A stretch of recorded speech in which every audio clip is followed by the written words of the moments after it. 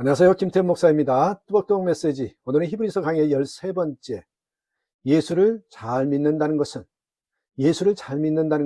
히브리서 10장 1절에서 39절까지 말씀 가지고 뚜벅뚜벅 걸어가겠습니다.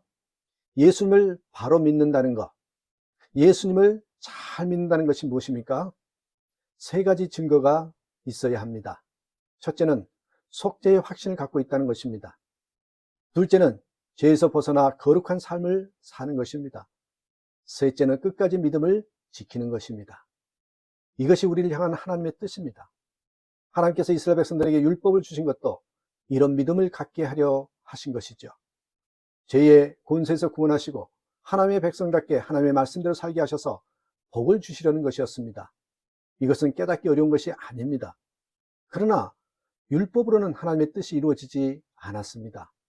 오늘 보면 히브리서 10장 1절에 보니 율법은 장차올 좋은 것들의 그림자일 뿐이요 실체가 아니므로 해마다 반복해서 드리는 똑같은 희생 제사로서는 하나님께로 나오는 사람들을 완전하게 할 수 없습니다. 가장 심각한 문제는 속죄의 확신조차 갖게 하지 못한 것입니다. 2절, 만일 완전하게 할 수 있었더라면 제사를 드리는 사람들이 한번 깨끗하여진 뒤에는 더 이상 죄의식을 가지지 않을 것이고 따라서 제사 드린 일을 중단하지 않았겠습니까? 여러분, 속죄제사를 드렸다면, 속죄제사를 제대로 드렸다면 죄를 범하고 또 죄를 범하고 또 죄 지었어요, 또 죄 지었어요 하겠느냐? 점점 거룩한 백성이 되어가야 하지 않겠느냐 하는 것입니다. 그러나 이스라엘 백성들은 하나님의 백성다워지기보다 밤낮 없이 속죄제사만 드리는 형편이 된 것입니다. 이것은 하나님이 원하시는 것이 아니었습니다. 게다가 속죄제사마저 아무런 회개 없이 드리고 형식적인 제사가 되고 말았습니다. 심지어 제사장이 타락하여 병든 짐승을 잡아 바치기도 하고 재물을 가지고 돈 버는 장사꾼이 되기도 하니 하나님께서 기가 막히신 것입니다.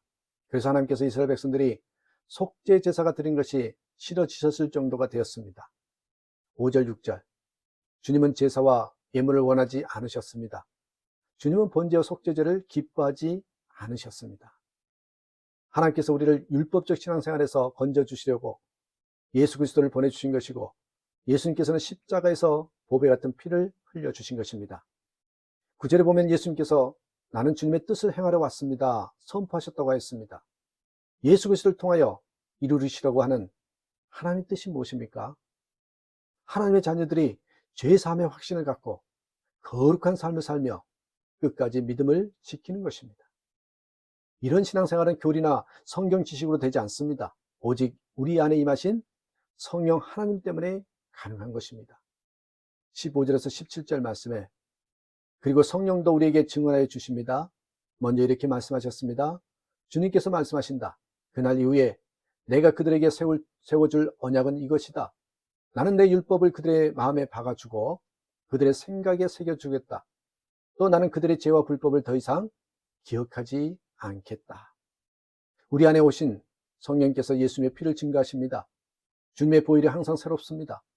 그러므로 제사함의 확신이 생기는 것입니다. 성령 하나님께서 예수 그리스도를 바라보게 하십니다. 주님과 동행하니 거룩한 삶을 살게 되는 것이지요. 우리 안에 오신 성령님은 상황과 여건이 변화해도 언제나 우리와 함께 하십니다. 인을 치셨다고 했습니다. 그러므로 유혹 앞에서도 핍박 앞에서도 우리는 믿음을 지킬 수 있는 것입니다. 존 웨슬리 목사님이 회심할 때 결정적인 역할을 한 책 하나가 있습니다. 17세기 후반에 살았던 헨리스 쿠걸 목사님이 쓴 인간의 영혼 속에 있는 하나님의 생명, 인간의 영혼 속에 있는 하나님의 생명이라는 책입니다.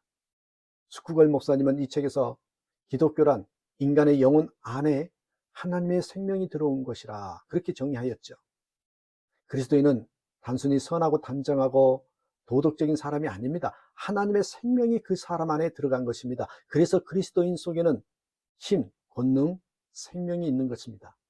그것이 바로 그 사람을 특별하고도 독특한 그리스도인으로 만듭니다.